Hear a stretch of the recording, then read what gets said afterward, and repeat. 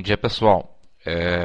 Frente às dificuldades que o grupo começa a demonstrar com o uso do modelos, eu venho nesse momento fazer uma pequena demonstração do início que a gente pode estar dando para a questão do modelos. Para isso eu estou usando a ferramenta do Adobe Connect, né, onde que eu vou compartilhar com vocês um exemplo de construção dentro do modelos. Então eu vou compartilhar a tela do meu computador, né, aonde que eu vou iniciar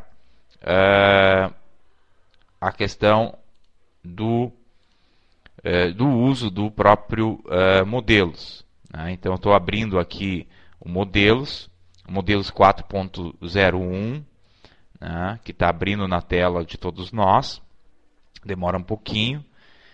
O modelos que foi criado então para que a gente pudesse pensar numa estrutura de aula parecida com a nossa aula e com o quadro, né? Então vocês estão vendo aqui chamado modelo matemático. O que eu vou fazer nesse modelo matemático? Eu vou escrever o modelo que eu estou utilizando. Nós vamos fazer uma demonstração de um modelo extremamente simples, que eu considero simples, né? Para uma situação em que você tem um y igual a 5 que multiplica uma função tempo, né? Então, seria uma função de primeiro grau, uma equação de primeiro grau, em que você tem 5 proporcional ao tempo. Veja, eu escrevi da mesma forma que eu escrevesse no quadro, então eu vou interpretar. E o meu modelo já está ok. No momento que eu cliquei em interpretar, ele já me deu OK. Se eu rodar esse modelo, veja, rodar significa eu dar um play, esse modelo já está gerando um gráfico e uma tabela, né, que por si só já me dá uma interpretação, uma representação do que eu estou fazendo. Então eu gerei um modelo na parte de modelo matemático, está gerando um gráfico. Se eu clicar nesse gráfico, eu posso colocar ele em escala automática, né? Veja que eu cliquei no gráfico e vim em escala automática. Então já tem uma representação de alguma coisa que está se movendo, né, num eixo Y, e eu sei que tem uma proporcionalidade de 5 em função da variação de tempo. E isso pode ser verificado na tabela. Eu já gerei a tabela onde que a cada 0,10 segundos eu tenho uma variação de 0,5. Né, o que corresponde que a cada 1 segundo aqui essa variação esteja em torno de 5 metros, ou enfim, a unidade que eu vou utilizar. Bom, se eu voltar para o início, né, vocês vão perceber que no início nós temos na parte superior a variável independente. Né? E já é interessante trabalhar isso com o estudante. O que é essa variável independente? Nós estamos usando a variável independente o tempo.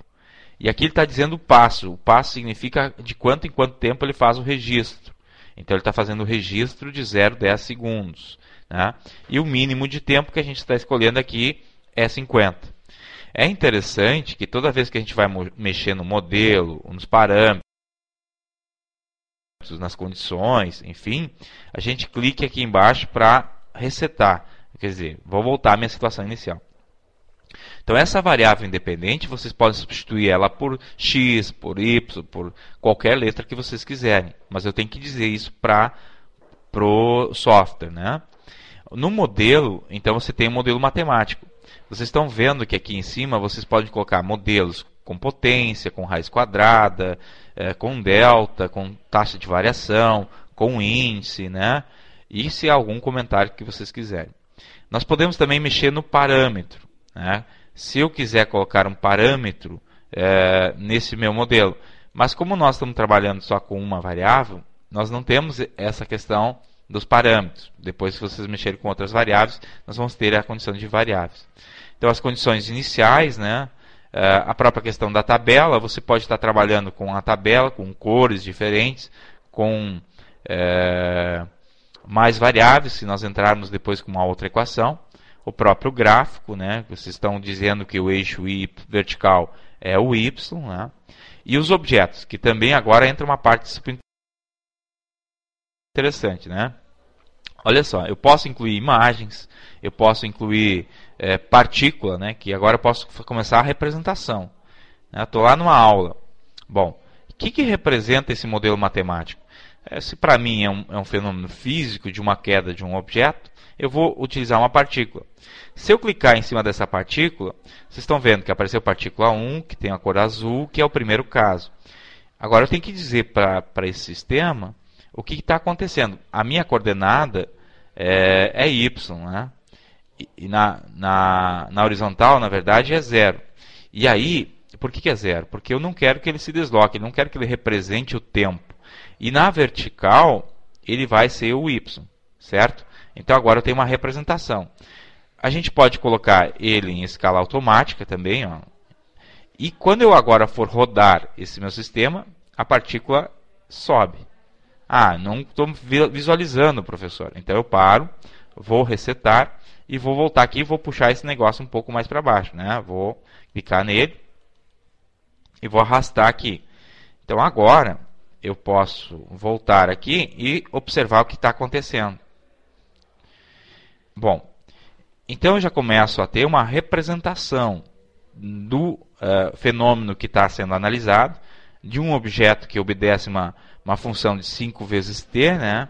Então, é uma função linear. Como é que eu vou saber que é linear? Eu posso, inclusive, começar a trabalhar com o meu estudante o registro desses passos, né? Do distanciamento que está existindo aqui. Tá?